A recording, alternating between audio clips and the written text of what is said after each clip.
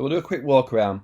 The first two installed, and when you do click on these, you will have to go through an installation process for each individual app as well, which I'm going to do individually in videos later. The Mail one didn't install automatically. It's a bit funky installing Mail, but again, we'll go through that in a further lesson as well. So obviously, where we were before, dashboard, you're going to see user information, how many people have signed in, members, where they signed in from, and all things like that. Your organization stuff, you want to go in and edit this, and we'll go through this in a second, and add the full information and time zones you work off, company phone numbers and websites, stuff like that. List of applications, and you can manage tabs so that in the corner of each app there'll be you can make it so it's all your tabs are bunched in different sort of groups depending on what you work on. Any users, obviously this is where we're going to add users. Admins, so the main users.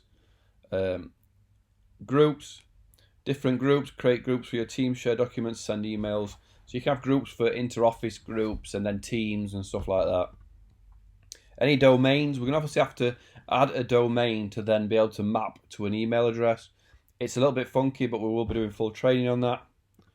Security, getting started and managing your security, managing how people are allowed in, what sort of password policy you have, and if they have to have multi-factor authentication.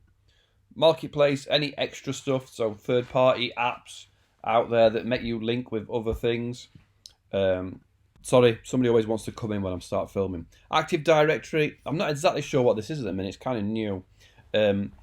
It's a program I think you can put on your computer and you can sync your information to your computer, but I'll come back to that when I know a bit more about it.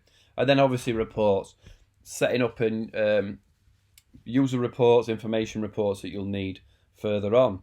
Up the top there is your account information, some other tabs where you can get some help, any webinars, and if you're going to start paying, then upgrade and things like that. But you can click on my account to change your name, email, passwords, stuff like that.